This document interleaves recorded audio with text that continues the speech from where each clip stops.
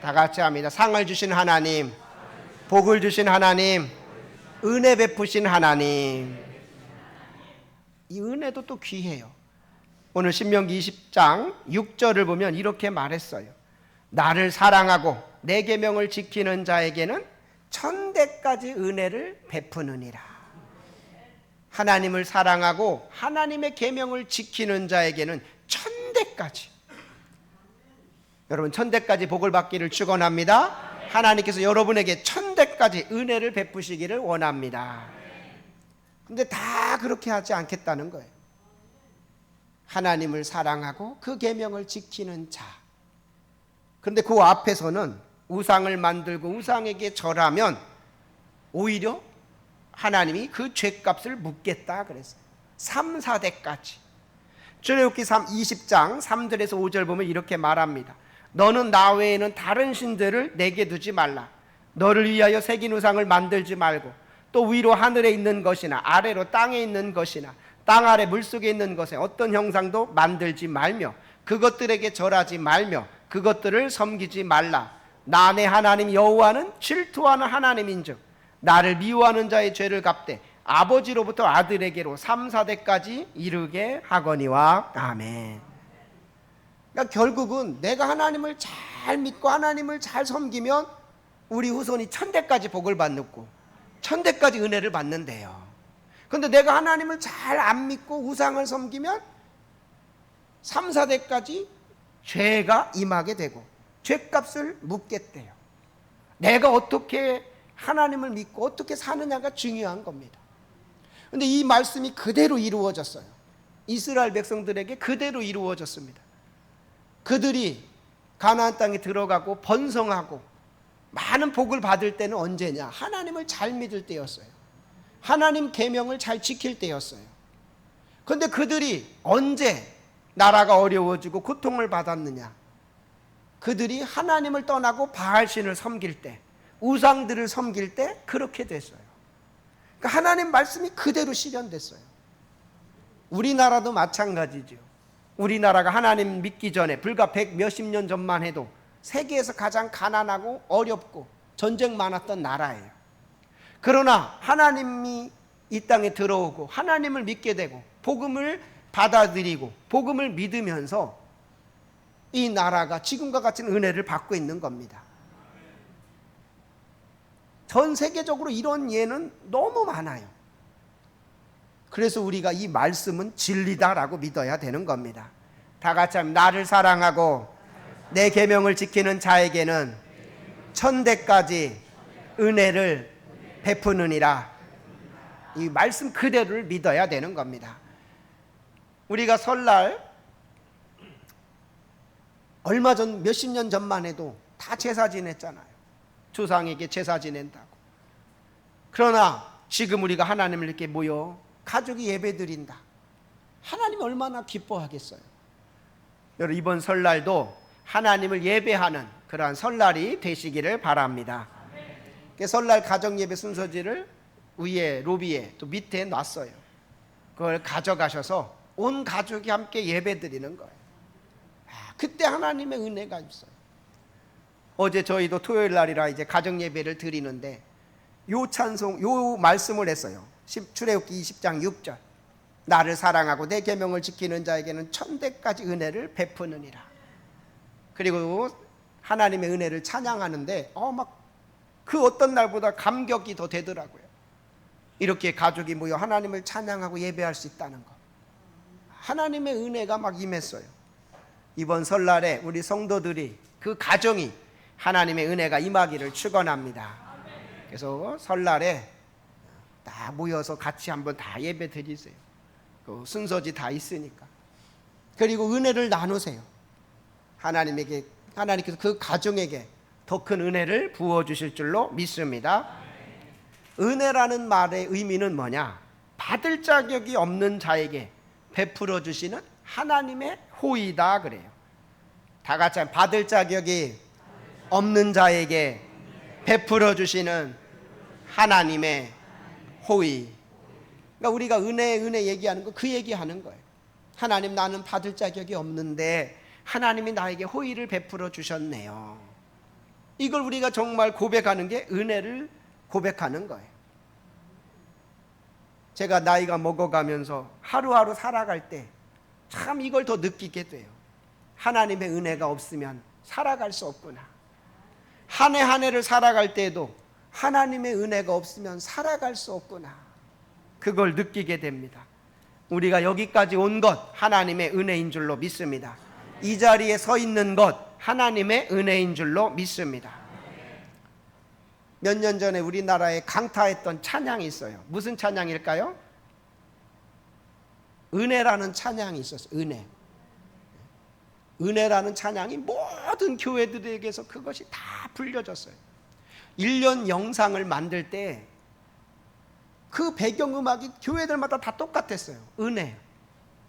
그래서 내가 이 은혜라는 찬양이 얼마나 많은 이들에게 위로와 힘을 줬는가.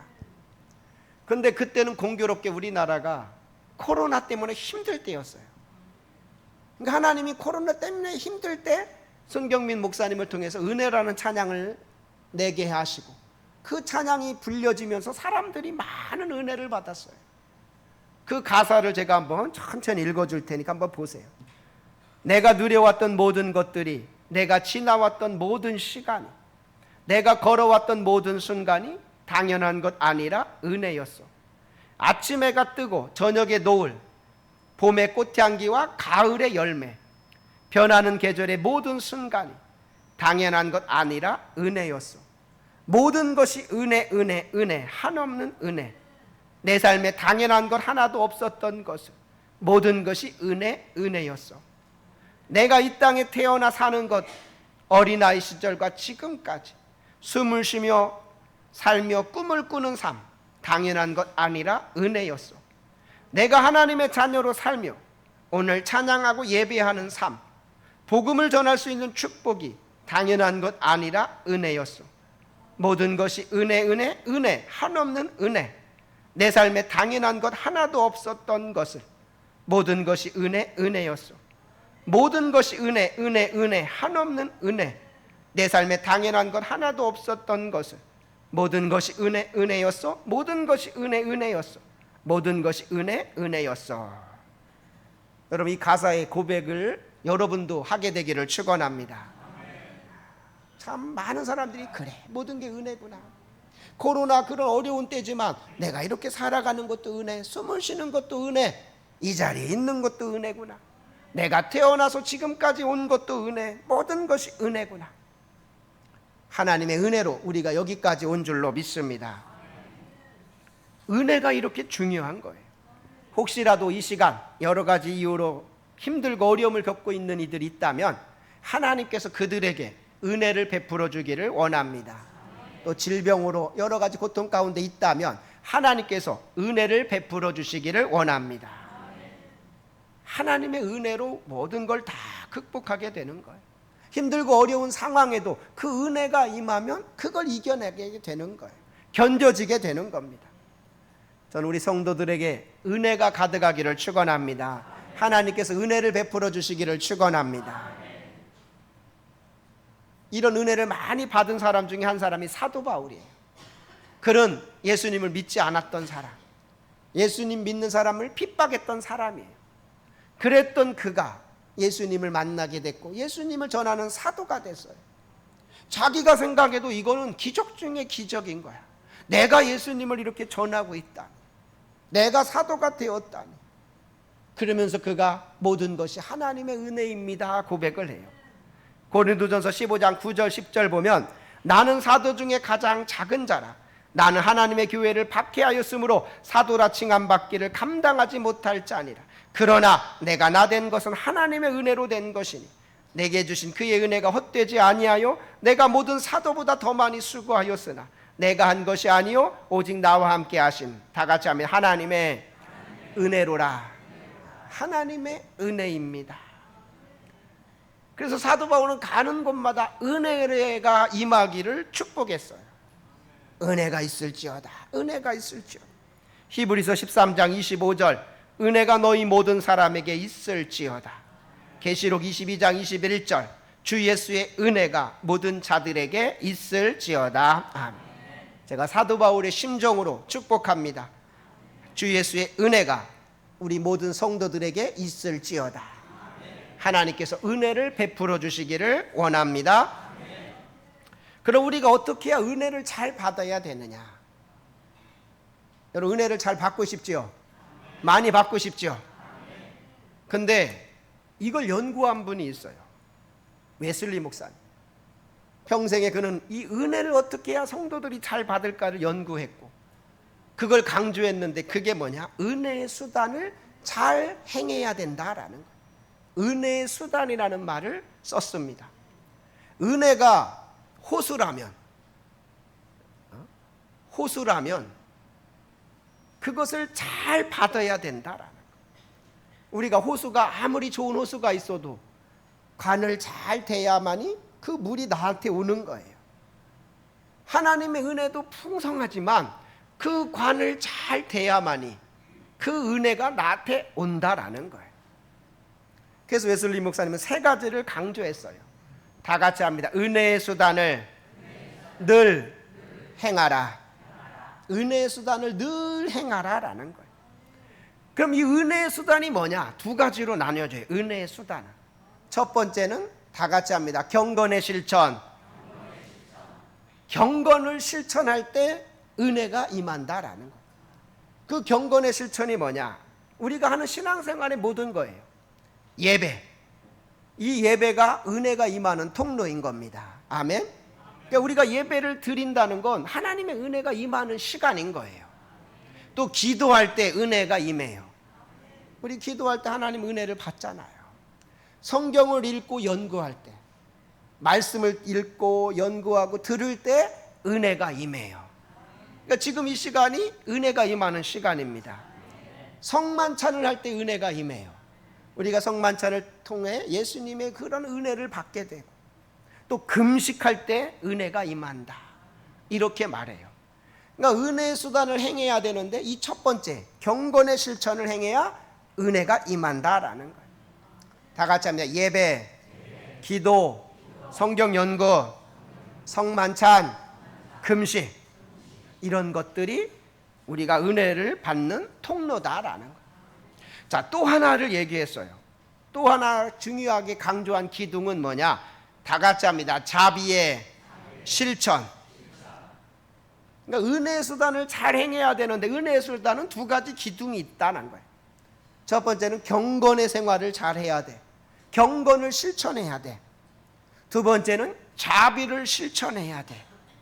사랑을 실천해야 돼. 근데 우리는 전통적으로 경건의 실천만 많이 강조했어요. 교회 와가지고는 예배 잘 드리십시오. 그래야 은혜가 임합니다. 기도하십시오. 그래야 은혜가 임합니다. 수없이 많이 들어봤잖아요. 성경을 보십시오. 그래야 은혜가 임합니다. 성만찬, 금식. 그런데 이 두 번째 기둥은 잘 얘기 안 해요. 자비를 실천할 때 은혜가 임합니다. 사랑을 실천할 때 은혜가 임합니다. 이 얘기는 잘 안 해요. 이건 해도 되고 안 해도 되고. 근데 웨슬리 목사님 이 두 기둥을 똑같은 비중으로 강조하세요. 다 같이 하면 경건의 실천, 자비의 실천, 이 두 가지를 잘해야 된다라는. 저도 웨슬리를 공부할 때 경건의 실천은 이해가 되는데 자비의 실천이 어떤 은혜의 통로인가 참 궁금하고 이해가 잘 안 됐어요. 근데 우리 같이 웨슬리를 공부하는 교수님의 간증을 통해 알게 됐어요. 아, 이래서 자비의 실천이 은혜를 받는 통로구나. 그러니까 그 교수님이 유학을 갔다가 독일로 유학 갔다 이제 돌아왔어요. 90년대 초에. 그때 사모님은 독일에서 파킨슨 병을 앓고 왔어요. 그래서 아무리 해도 이게 파킨슨 병 그 당시 치료가 안 되죠. 요즘도 잘 치료 안 되잖아요. 그래서 그가 이제 하나님께로 더 가까이 가게 됐고 정말 하나님의 은혜를 받아서 의롭게 되고 거듭나는 경험을 했어요. 그리고 그 마음에 어떤 마음이 들었냐? 말씀 그대로 한번 살아보자. 말씀을 보다 보니까 하나님께서는 하나님만 사랑하라 하지 않았고 이웃을 사랑하라 그랬어요. 이웃을 사랑하라. 고아와 과부를 돌봐라. 아, 그래? 이것도 해야 되겠구나. 그래가지고 어떻게 해야 사랑을 실천할까 하다가 그 대전에 있는 센터에다 전화를 했대요. 혹시 어려운 노인분들 있으면 연락을 주시면 자기가 돌봐드리겠습니다. 자기는 그냥 뭐 요양원에 계시든 어디 계시든 가서 방문해서 돌봐드릴 정도로 생각했어요. 근데 얼마 뒤에 연락이 왔어요. 그 센터에서 마침 어려운 분이 계시다. 그분은 어떤 분이냐, 말기암 환자예요. 80 먹은 노인분이세요. 금산이 집이야. 근데 금산에서 대전 충남대 병원으로 매일 항암 치료 받기가 힘들어요. 그래서 대전에 누가 있으면 좋겠다, 이 사람을 좀 돌봐줄 사람이. 근데 그 교수님이 마침 연락이 간 거예요. 그러니까 싫다고도 못하잖아. 그래서 그분을 자기 집으로 모시고 왔어요. 말기암 환자, 언제 돌아가실지 모르는 분. 그런데 어떻게 해요? 하나님 말씀대로 해야 되니까 밥을 해서 차려서 밥을 떠드리고 목욕을 시켜드리고. 쉬운 일이 아니잖아. 자기 부모인데, 부모도 그렇게 못할 거예요. 그래도 어떻게 하나님이 하라니까. 그래서 사모님이 그렇게 해드린 거예요. 밥을 해드리고 또 목욕시켜드리고 병원 데리고 다니고 막. 근데 이러는 가운데 자기 병이 나아진 거예요. 파킨스 병이. 근데 이분은 나아진 줄도 몰랐어요. 근데 내가 좀 괜찮은 것 같은 거야. 파킨슨 병일 때는 이분이 피아노를 전공했는데 피아노를 못 쳤어요. 막 이게 떨려가지고. 그래서 한번 그 교수님이 피아노 한번 쳐봐. 그러니까 그 사모님 피아노를 치는데 피아노가 쳐지는 거예요. 파킨슨 병이 치유된 거예요. 그러면서 그 간증을 하시면서, 그래서 자비의 실천이 은혜의 수단이다, 은혜의 통로다 하더라고요. 그래서 하나님은 동일하게 얘기하시는 거예요. 하나님을 사랑하고 이웃을 사랑하라. 예수님도 그렇게 말씀하는 거예요. 하나님을 사랑하고 이웃을 사랑하라. 여러분, 자비를 실천하시기를 축원합니다. 제가 이걸 은혜를 받고 내가 고양이 자비도 실천해 봤어요. 고양이한테. 어떻게? 영월에 있을 때 집에서 내려오면은 고양이가 로드킬 당해요. 그 차에 치워 이렇게 주고, 들고양이들이. 그럼 사람들은 막 징그러우니까 그냥 가지요. 내가 은혜를 받았잖아.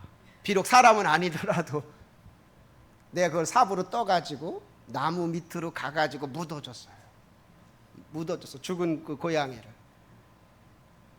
내가 자비를 실천했다 하고 나는 이제 갔어요.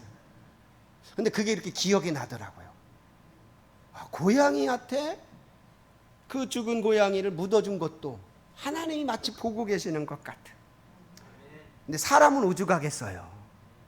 우리가 어렵고 힘든 사람을 도와주고 밥 한 그릇 주면 그걸 하나님이 얼마나 기뻐하겠어요. 그래서 제가 그 말씀에 은혜를 받고 우리 아이들을 봤어요. 아이들을. 부모가 어떨 때 기쁜가. 그러니까 아이들이 셋인데 서로 사랑하고 서로 도와줄 때 부모가 기쁘더라고요. 그런데 큰 자식이 동생들을 안 돌보면 속상해. 아마 여러분들도 그럴 거예요. 형제 중에, 자식 중에 좀 잘 사는 자식이 있고 또 그렇지 않은 자식이 있잖아요. 근데 자식들이 그냥 각자 사는 거야. 동생이 어렵고 힘들어도 돌봐주지 않아. 그러면 부모로서 속상하죠? 안 속상해요? 속상하죠. 그런데 그 큰 자식이, 돈 많은 자식이 동생을 잘 돌봐주고 보살펴줘. 그 부모로서 어때요? 기쁘지요. 하나님도 똑같더라는 거예요. 하나님도 모든 성도가 모두 자녀인 거예요. 아멘? 우리 교회뿐만 아니라 다른 교회, 저 어려운 교회, 선교지 어디든. 근데 우리가 사랑을 실천해, 자비를 실천하면은 하나님이 그걸 기뻐하신다는 거예요. 그래서 자비의 실천도 은혜의 중요한 수단이요 통로다라는 거예요. 믿습니까? 제가 이걸 웨슬리 공부하면서 깨달은 거예요. 그래서 저는 저를 찾아오는 어려운 목사님들, 선교사님들 외면하지 않아요. 소자 하나라도 그냥 보내지 않아요. 정말 그들에게 사랑을 실천해 주려고 합니다.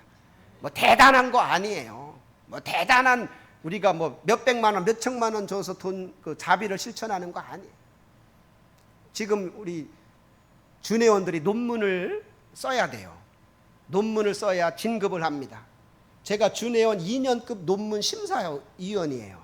이래봐도 제가 논문 심사위원이에요. 2명 심사를 어제까지 봤어요. 못 쓸까봐 내가 더 긴장했어. 야, 좀 빨리 좀 내라. 시간 2월 3일까지인데. 그래서 이제 31일 날 또 한번 저를 찾아올 거예요. 그래서 내가 물어봤지. 우리 부목사한테. 야, 어떻게 해야 논문 심사를 잘하냐 하니까 돈 주면 제일 좋아해요. 그러더라고. 아, 그래? 걔네 봉투 2개를 해가지고 수고했다고 주려고 해요. 그럴 때 그 전도사님들 얼마나 좋겠어요. 다른 심사위원 만나면 혼만나요. 이렇게밖에 못 써? 이거 빠꾸야. 뭐 막 이렇게 될 텐데 사랑을 실천해주면 얼마나 좋겠어요. 저는 우리 교회가 그런 교회가 되기를 축원합니다. 어려운 교회, 어려운 성도님, 어려운 선교사님들에게 사랑을 실천하면 그게 아까운 것 같죠? 천만에 만만에 하나님은 그 이상으로 은혜를 주실 줄로 믿습니다. 우리 교회만 잘났고 우리 교회만 복받고 우리끼리만 살 거야. 우리 교회가 이제 큰아들이야. 근데 다른 교회들, 다른 어려운 선교사님들은 지금 막내, 둘째, 셋째야. 굶어 죽겠대. 힘들어 죽겠대. 근데 우리는 잘 살아. 문제 없어. 근데 우리만 나는 잘 살 거다고. 우리는 있으면 된다고. 하나님 기뻐하지 않는 거예요. 그 교회들을 섬기고 도와주고 그 어려운 선교사님을 도울 때 하나님께서 기뻐하셔서 우리 교회에 은혜를 주실 줄로 믿습니다. 이게 제가 웨슬리 공부하면서 깨달은 중요한 거예요. 자비의 실천. 그래서 예수님도 하나님을 사랑하고 이웃을 사랑하라고 하신 거예요. 여러분 자비를 실천하시기를 축원합니다. 그래서 첫 번째는 은혜의 수단을 늘 행하라. 다 같이 하면 은혜의 수단을 늘 행하라. 두 번째는 어떻게 우리가 은혜를 받느냐. 두 번째 다 같이 하나님의 은혜를 늘 간구하라. 자, 우리가 경건의 실천과 자비의 실천을 했다고 은혜가 항상 임하는 거 아니에요. 은혜는 하나님이 수도꼭지 틀어야 돼요. 아무리 호수에다 관을 댔어도 수도꼭지를 틀지 않으면 물이 오지 않아요. 수도꼭지를 딱 틀어줘야 돼요. 그래야 그 물이 나한테 오는 겁니다. 아멘. 우리가 은혜의 수단을 행한다고 그게 은혜를 받는 게 아니에요. 은혜의 수단을 행하고 하나님이 은혜를 틀어줘야 돼. 부어주셔야 돼. 그래서 우리는 은혜의 수단을 행하고도 늘 기도해야 돼요. 다 같이 하나님 은혜를 베풀어 주소서. 하나님 은혜를 베풀어 주세요. 은혜 수단을 행하고 늘 기도해야 되는 거예요. 그러면 하나님이 어느 순간에 수도꼭지를 딱 틀어주십니다. 아멘. 여러분 가정에 은혜를 부어주십니다. 잠언 8장 17절에 이렇게 말했어요. 나를 사랑하는 자들이 나의 사랑을 입으며 나를 간절히 찾는 자가 나를 만날 것이니라. 아멘. 하나님 은혜 주세요. 은혜 주세요. 마태복음 7장 7절에서 11절 우리 한번 다 같이 한번 읽어봅니다. 시작. 구하라 그리하면 너희에게 주실 것이요 찾으라 그리하면 찾아낼 것이요 문을 두드리라 그리하면 너희에게 열릴 것이니 구하는 이마다 받을 것이요 찾는 이는 찾아낼 것이요 두드리는 이에게는 열릴 것이니라. 너희 중에 누가 아들이 떡을 달라 하는데 돌을 주며 생선을 달라 하는데 뱀을 줄 사람이 있겠느냐. 너희가 악한 자라도 좋은 것으로 자식에게 줄 줄 알거든 하물며 하늘에 계신 너희 아버지께서 구하는 자에게 좋은 것으로 주시지 않겠느냐. 아멘. 하나님의 은혜를 늘 구하시기를 바랍니다. 세 번째는 하나님의 은혜를 믿고 기다려라. 믿고 기다리는 거예요. 이제는 우리가 은혜의 수단을 행하면서 은혜를 구하면 이제 하나님이 주실 거야. 믿고 기다리는 거예요. 마태복음 21장 21절 너희가 기도할 때 무엇이든지 믿고 구하는 것은 다 받으리라 하시니라. 아멘. 믿고 구하는 거예요. 기다리는 거예요. 사도행전 1장 4절 5절 사도와 함께 모이사 그들에게 분부하여 이르시되 예루살렘을 떠나지 말고 내게서 들은 바 아버지께서 약속하신 것을 기다리라.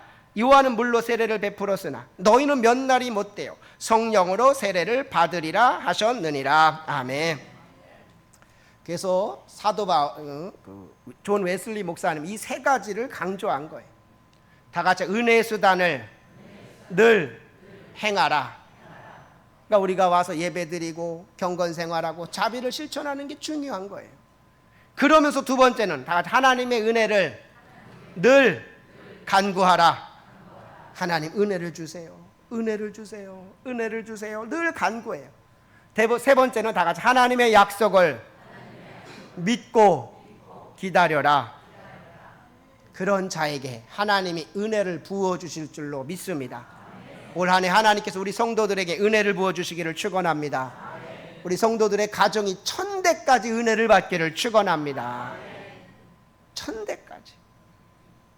이렇게 하면 하나님은 누구에게나 동일하게 은혜를 베푸신다. 출애굽기 20장 6절 다 같이 한번 읽어봅니다. 시작. 나를 사랑하고 내 계명을 지키는 자에게는 1000대까지 은혜를 베푸느니라. 아멘. 1000대까지 은혜를 받는 우리 성도들 되기를 축원합니다. 기도합니다. 하나님 우리에게 은혜를 베풀어 주옵소서. 우리 교회에 은혜를 베풀어 주시고 우리 성도들의 가정에 은혜를 베풀어 주옵소서. 우리가 은혜의 수단을 늘 행하게 하여 주시고 하나님의 은혜를 늘 간구하게 하여 주시고 하나님의 약속을 믿고 기다리게 하여 주옵소서. 그렇게 함으로 우리